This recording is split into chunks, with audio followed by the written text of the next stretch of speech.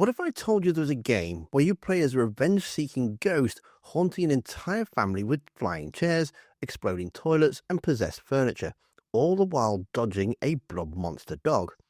Well, welcome to Haunting Starring Polterguy, a chaotic gem from the golden age of the Sega Genesis. This is Retro Review, where I dive back into some of my childhood favourite games. In this video, we're looking at an absolute gem from 1993, Haunting Starring Polterguy on the Sega Genesis. Released by EA, yep, they were around that long, back when they were actually called Electronic Arts, this game puts you back in the shoes, ghostly sneakers, of Guy, a skateboarder who died thanks to a defective skateboard. Now you're out for revenge by haunting the owner of the skateboard company, the Sardini family, across their fancy houses. And here's where the fun part is. You're doing it as a poltergeist. You can possess and manipulate objects and scare the socks off these unsuspecting folks. You're technically already dead, so you can't die again, but your ectoplasm drains over time. Run out and you'll be dragged to the underworld, where things get much less fun. Down there, dodging grabby hands and spooky hazard becomes a fight for survival, and if you lose too much health, then it's game over.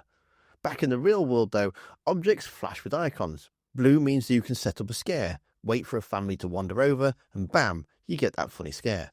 Orange means that you can control the object directly, turning it into flying chairs, murderous cutlery, or a ghost popping out of a cupboard.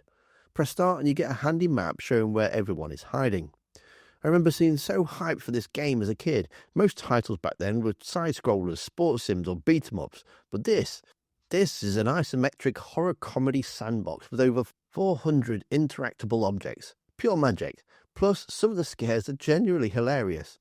There's even a two-player mode, although I've not really been much for multiplayer. From what I've heard, it just adds another poltergeist and you compete for points. The game starts off simple enough, but after the first house, the Sardinis bring in their secret weapon, a dog. And this just isn't any dog, it can actually see you. It drains your ectoplasm on sight and somehow calms the family down, undoing all of your hard-earned scares. Oh, and did I mention it turns into a near impossible blob monster as the final boss? Yeah, have fun with that one. One thing I did notice with playing this again was how the Genesis games don't have save features. If you died in house number 3, tough luck, you're starting over. Back then, gaming magazines sometimes had printed level codes, but if you didn't have the latest issue, you were on your own.